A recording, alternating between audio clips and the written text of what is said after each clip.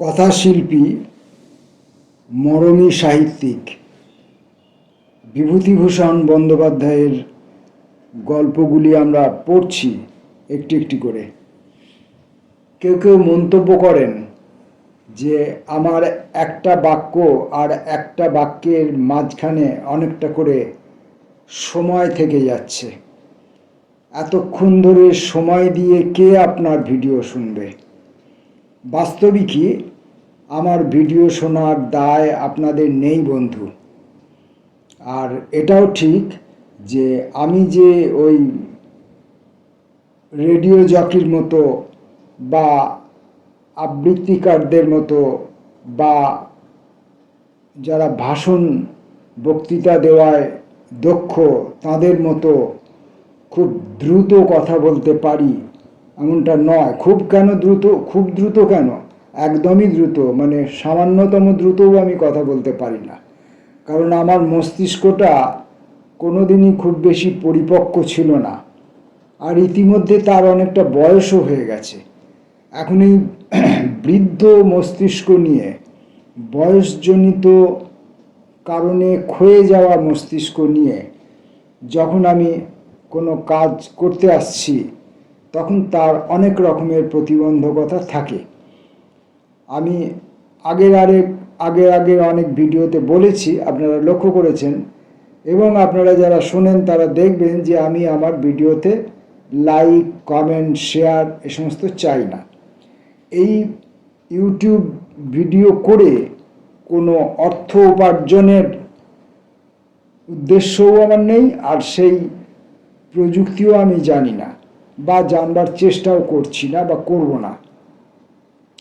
আমার উদ্দেশ্য শুধু এই বৃদ্ধ বয়সে এসে নিজেকে আর একবার শিক্ষিত করার চেষ্টা করা। আর আমি যে নিজেকে আর একবার শিক্ষিত করার চেষ্টা করছি সেইটা যদি অন্য আরও কোনো আমার সমবয়সী কোনো বন্ধু বান্ধবের মতো যারা আমার মতোই পরিস্থিতির মধ্যে পড়ে আছেন তাদের যদি কাজে লাগে, তার জন্য এই ইউটিউব ভিডিও করে পোস্ট করা। ইউটিউব যদি কোনো দিন আমাকে বলে যে তুমি এখানে আর ভিডিও পোস্ট করতে পারবে না, যদি আমাকে বন্ধ করে দেয়, তাহলে আমার সেদিন থেকে বন্ধ হয়ে যাবে ইউটিউব ভিডিও করা। কিন্তু এই যে আমি নিজেকে বৃদ্ধ বয়সে স্বশিক্ষিত করার চেষ্টা করছি, এইটা কিন্তু চলতে থাকবে। আমৃত্যু চলতে থাকবে। মৃত্যু খুব বেশি দূরে নেই যদিও, তথাপি এটা চলতে থাকবে। ফলে আপনারা যথার্থই বলেছেন যে আমার এই মন্থর পাঠ আপনাদের বিরক্তির কারণ হয়। আজকে আমরা বিভূতিভূষণ বন্দ্যোপাধ্যায়ের একটি গল্প পড়ব, ছোট গল্প। গল্পটির নাম পেয়ালা।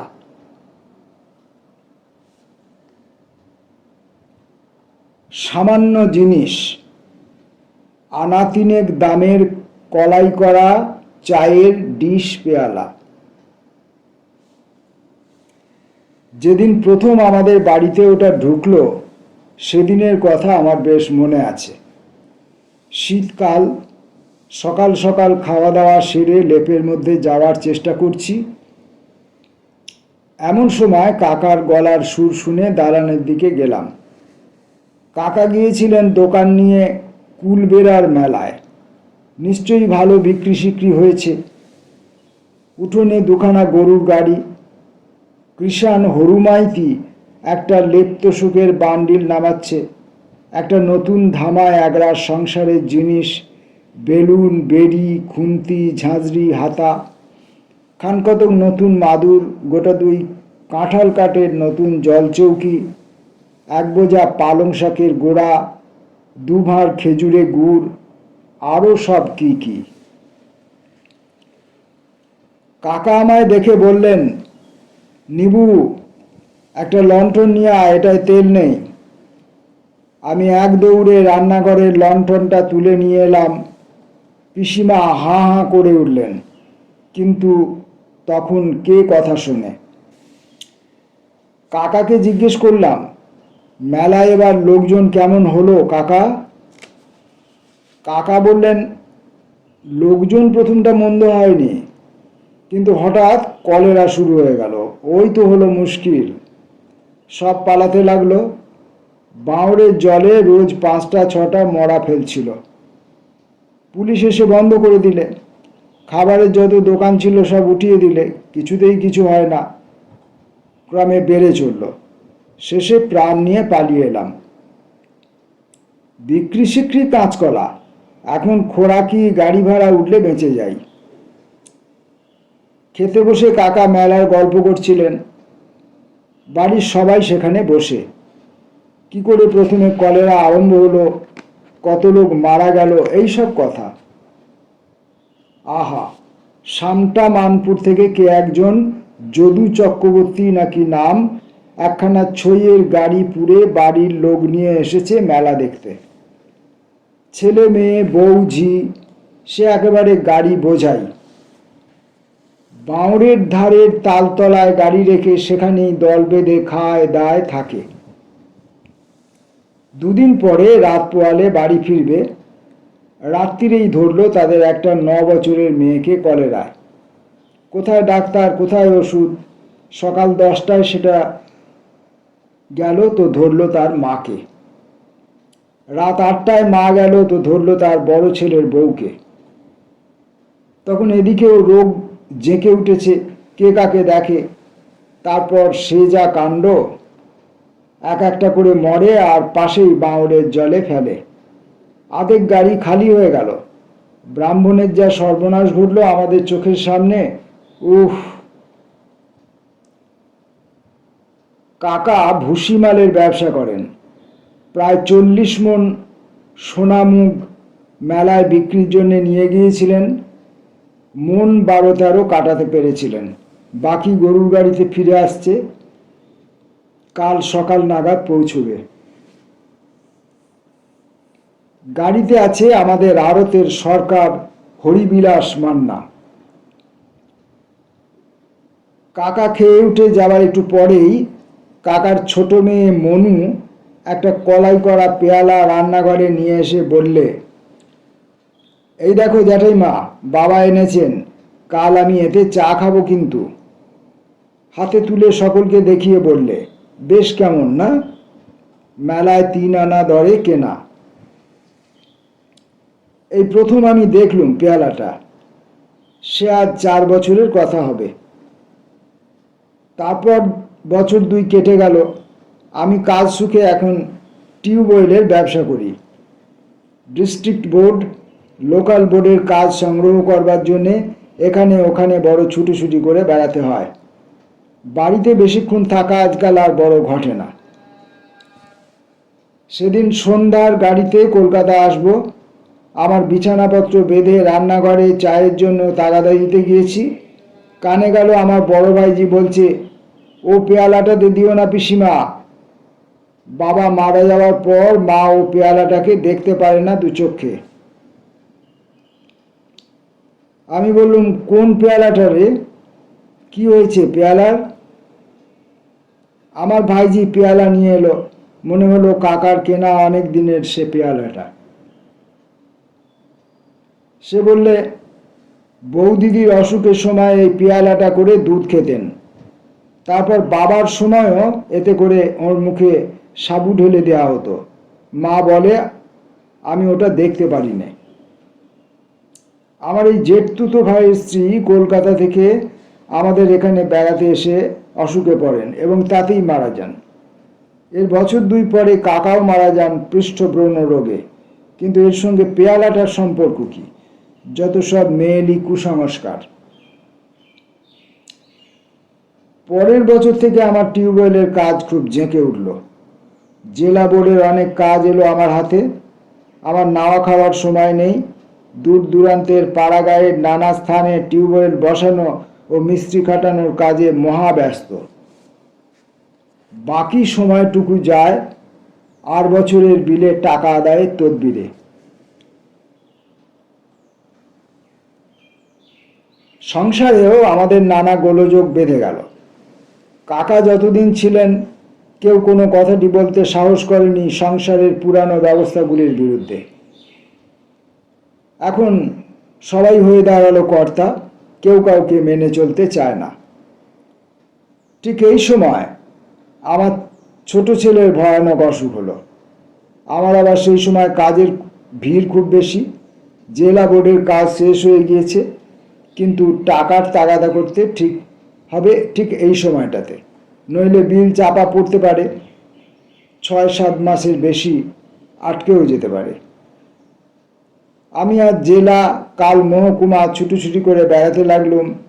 এই মেম্বার ও মেম্বারকে ধরি, যাতে আমার বিলের পাওনাটা চুকিয়ে দিতে তারা সাহায্য করেন। কাজ মিটিয়ে যখন বাড়ি ফিরলুম, তখন এই দিকেও কাজ মিটে গিয়েছে। ছেলেটি মারা গিয়েছে। অবশ্যই চিকিৎসার ত্রুটি হয়নি কিছু, এই যা সান্ত্বনা।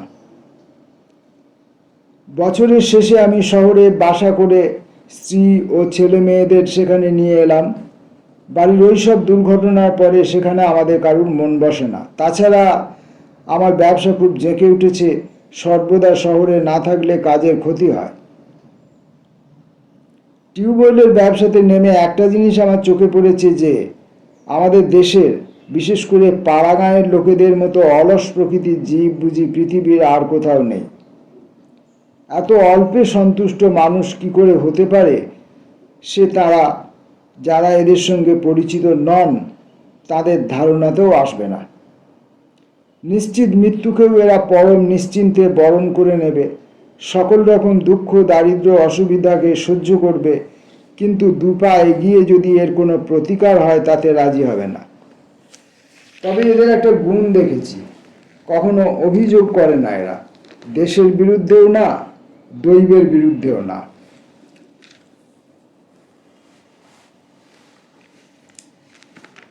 বাইরে থেকে এদের দেখে যারা বলবেন এরা মরে গিয়েছে, এরা জড় পদার্থ মাত্র, ঘনিষ্ঠভাবে দেখলে কিন্তু তারা মত বদলাতে বাধ্য হবেন।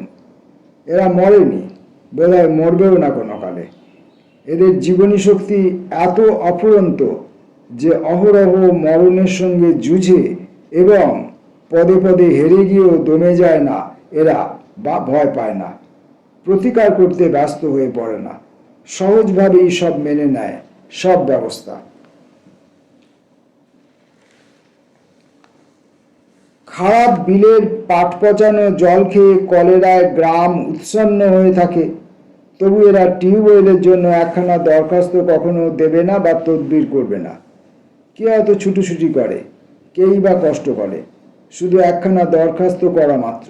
অনেক সময় দরকার বুঝলে জেলা বোর্ড থেকে বিনা খরচায় টিউবওয়েল বসিয়ে দেয়, কিন্তু ততটুকু হাঙ্গামা করতেও এরা রাজি নয়। বাসায় একদিন বিকালে চা খাওয়ার সময় লক্ষ্য করলুম আমার ছোট মেয়েটি সেই কলাই করা পেয়ালাটা করে চা খাচ্ছে। যদিও সব মানি নে, তবুও আমার কি জানি কি মনের ভাব হলো। চা খাওয়াটা শেষ হয়ে গেলে পেয়ালাটা চুপি চুপি বাইরে নিয়ে গিয়ে টান মেরে ছুঁড়ে ফেলে দিলুম পাঁচিলের ওধারের জঙ্গলের মধ্যে। কাকার বড় মেয়েটির বিয়ে হয়ে গিয়েছিল, ছোট মেয়েটির বয়স 10 বছর, খুব বুদ্ধিমতী। শহরের মেয়ে স্কুলে লেখাপড়া শেখাবো বলে ওকে বাসায় এনে রেখেছিলাম, স্কুলেও ভর্তি করে দিয়েছিল। মাস 5-6 কাটল, বৈশাখ মাস। এমন সময়ই আমার টিউবওয়েলের কাজের ধুম। 8-10 দিন একাধিক্রমে বাইরে কাটিয়ে বাসায় ফিরি, কিন্তু তখনই আবার একটা কাজে বেরিয়ে যেতে হয়। এতে পয়সা রোজগার হয় বটে, কিন্তু স্বস্তি পাওয়া যায় না। স্ত্রীর হাতের সেবা পাইনে, ছেলে মেয়েদের সঙ্গ পাইনে, শুধু টো করে দূর দূরান্ত চাষা গাঁয়ে ঘুরে ঘুরে বেড়ানো, শুধুই এস্টিমেট কষা, মিস্ত্রি খাটানো। মানুষ চায় দুদণ্ড আরামে থাকতে, আপনার লোকেদের কাছে বসে তুচ্ছ বিষয়ে গল্প করতে, নিজের সাজানো ঘরটিতে খানিকক্ষণ করে কাটাতে, হয়তো একটু বসে ভাবতে, হয়তো ছেলে মেয়েদের সঙ্গে একটু ছেলে মানুষই করতে। শুষ্ক টাকা রোজগারে এসব অভাব তো পূর্ণ হবার নয়।